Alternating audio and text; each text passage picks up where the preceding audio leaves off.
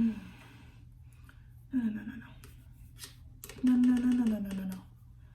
Oh my God. Why? It's completely not responsive, y'all.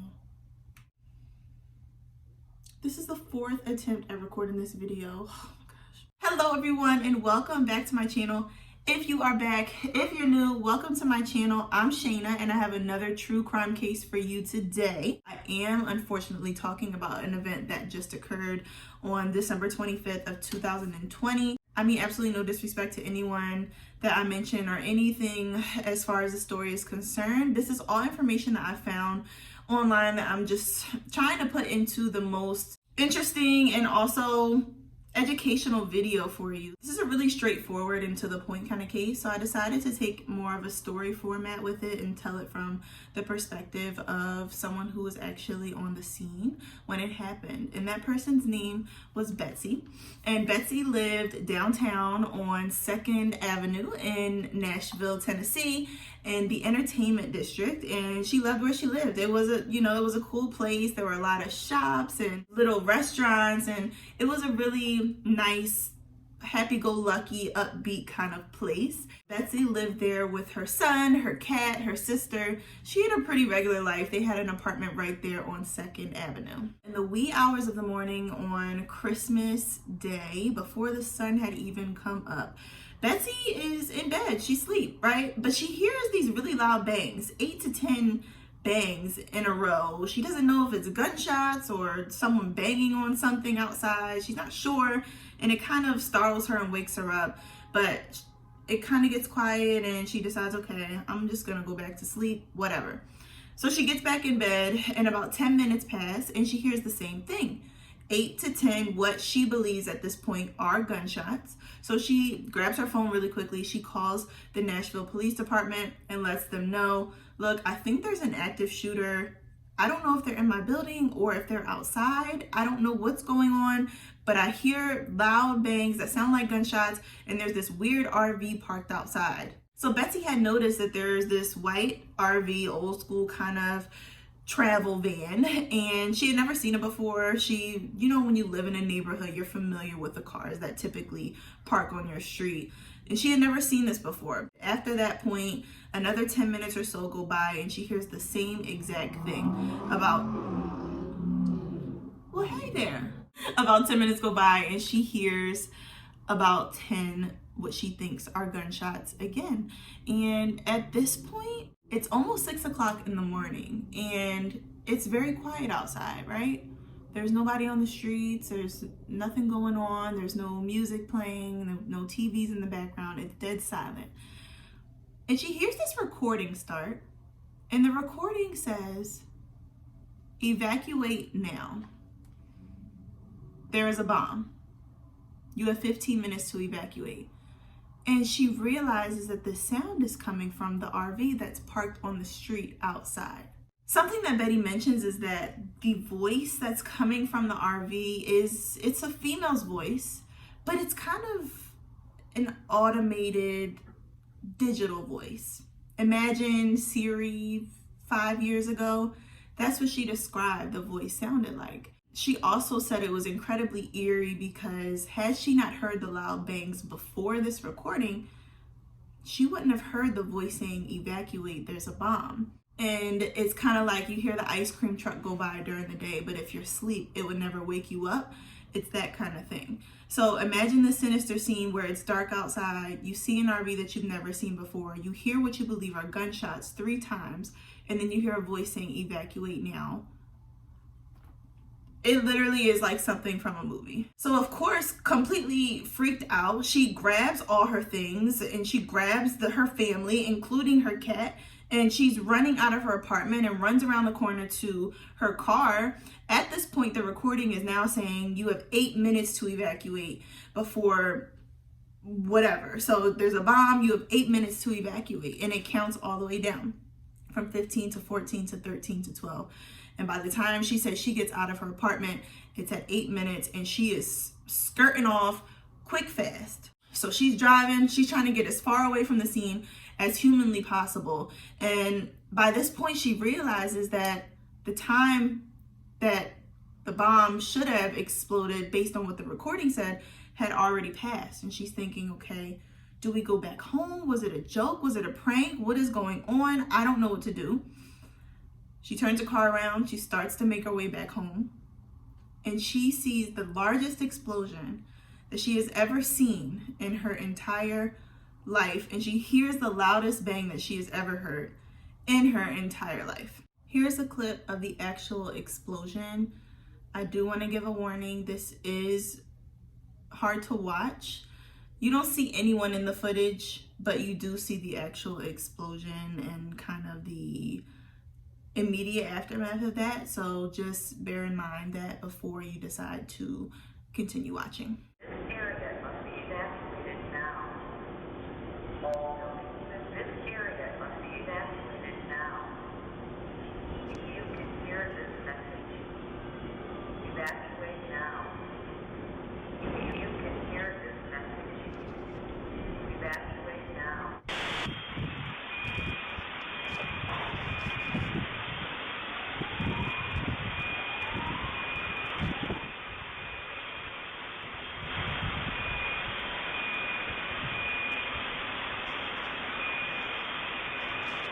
And from this angle, all you see is the explosion. It's really hard to see anything else. There was a quick sort of like a...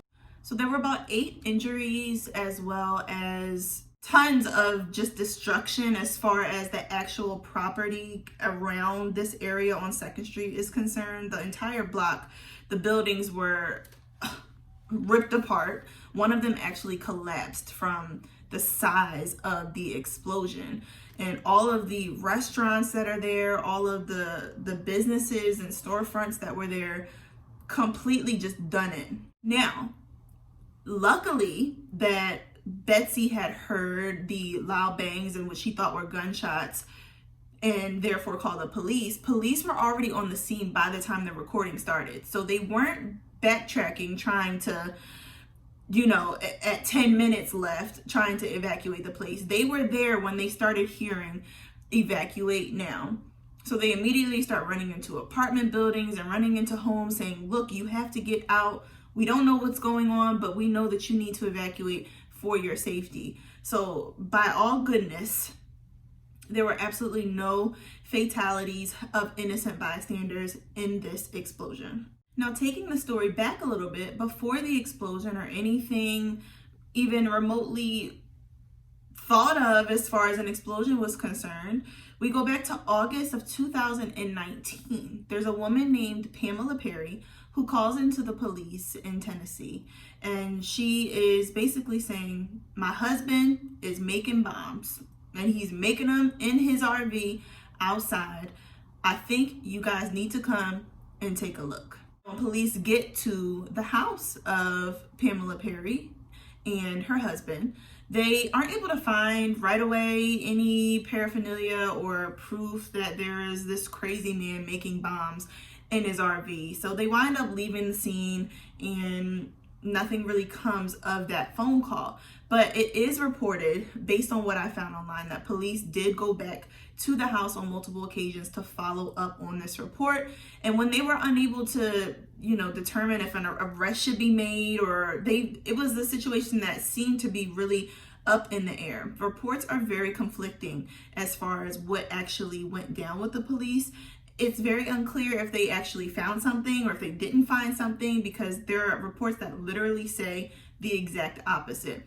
But it is also believed that since no arrests were made and it wasn't escalated through the police department, they did send the report up through the FBI just so that they could follow up to make sure. And the FBI decided that this person that Pamela Perry called in to report was not an actual threat to society, and the case was dropped. Near the scene of the explosion that occurred on Christmas Day of 2020, investigators were able to find a passport of a man named Anthony Warner. This man was in his 60s. He was just a regular Joe Schmo kind of looking guy on the passport photo. But they thought it was odd that his passport was so close to the scene. And with the help of the public and tips from outside sources that are unnamed, the police were able to put together that the passport of the man that was near the scene belonged to the same man that Pamela Perry called in to report was making bombs inside of his RV. And it was also found that the RV parked on 2nd Avenue prior to the explosion is also the same RV that can be seen on Google Maps parked outside of Warner's home. Like I said, Anthony Warner was a middle-aged guy. He was getting up there in age, and he grew up in Tennessee. He graduated from high school in the 70s. He was a normal guy. He worked in computer technology and for a house alarm company when he was, growing up, and not growing up, but getting older. And he was into some weird things. He kind of was into conspiracy theories and radical military kind of stuff, and also learning about bomb making, which we now know. But it was never thought that he would be a real threat. He had no criminal offenses. He had a marijuana charge, but no violent offenses. So he just seemed like a normal guy who maybe was into some weird stuff, but wasn't really a threat to anyone. Come to find out, this man is incredibly smart, brilliant, apparently, if you are able to make a bomb. I don't know anything about bomb making, but I would imagine it's probably not easy. He was the person who created the bomb, presumably, that exploded on Christmas Day of 2020. And there were some red flags leading up to this. Warner sold his house and his car. Guess for how much? $0.00. He essentially gave them away to an anonymous woman, and in doing so told her that he had cancer and that he was just trying to get rid of his assets because he had no use for them anymore and he was about to die. He also unexpectedly quit his job and apparently was acting strange leading up to the date of the blast. But the crazy thing is that there is absolutely no motive in this case that can be identified by police. Now, mind you, it is still early in the investigation, but police have confiscated his computer, I'm sure rummaged through all of his belongings in his home, but they haven't been able to identify any motive.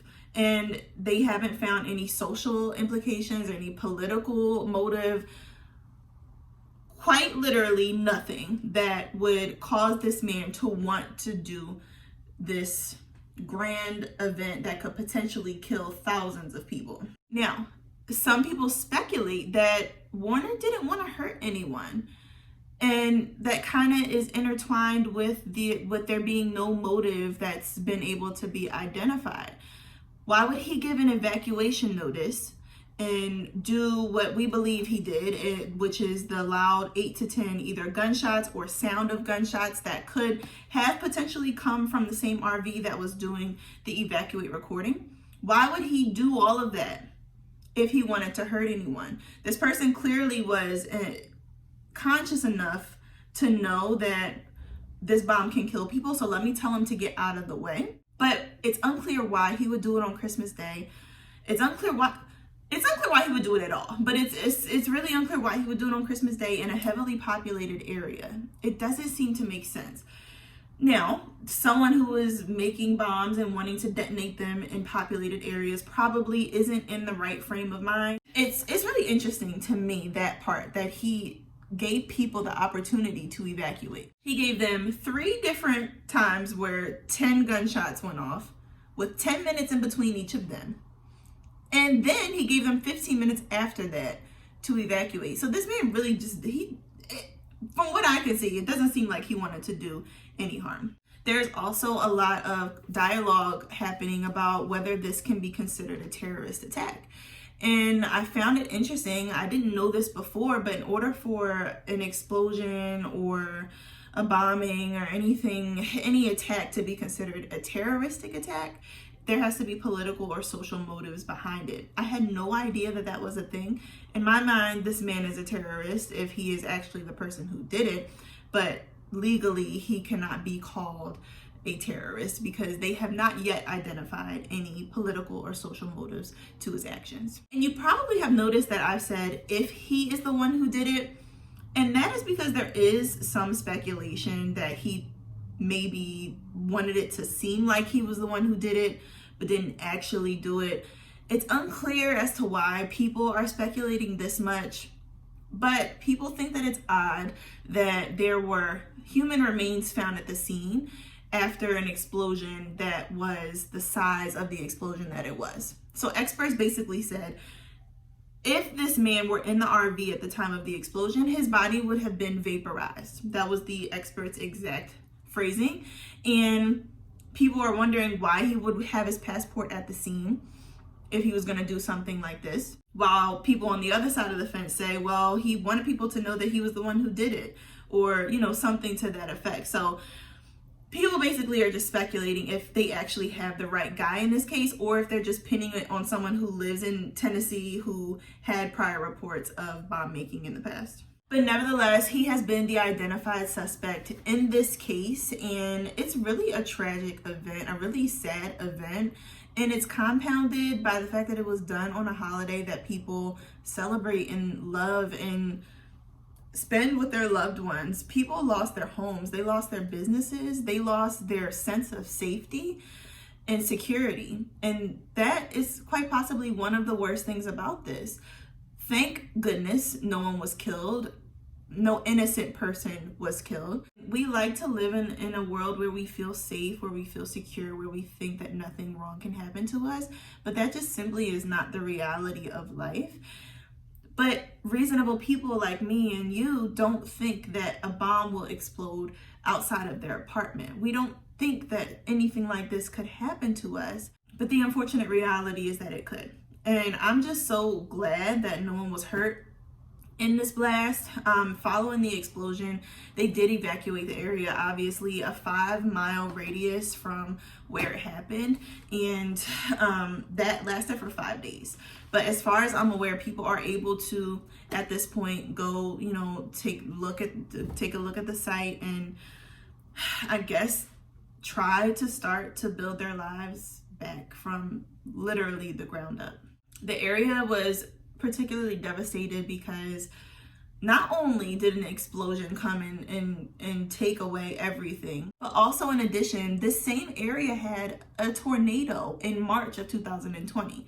So it seemed like if it can go wrong, it will go wrong kind of year, especially I'm sure the people in Nashville feel that way. I definitely felt that way. It's quite interesting to me that more people aren't talking about this case and that there's not more information online about it. There's a lot of speculation. There's a lot of, I think this is what happened kind of commentary. But as far as official information is concerned, literally what I told you today is pretty much it. So it's just a really disheartening story. I don't know. I guess there's really nothing else for me to say. But if you made it this far, you are loyal. You really are. And I appreciate you so much. And I look forward to seeing you in the next video. Thank you so much for joining me today. And I hope you have a wonderful day or night, depending on what time it is where you are. Peace.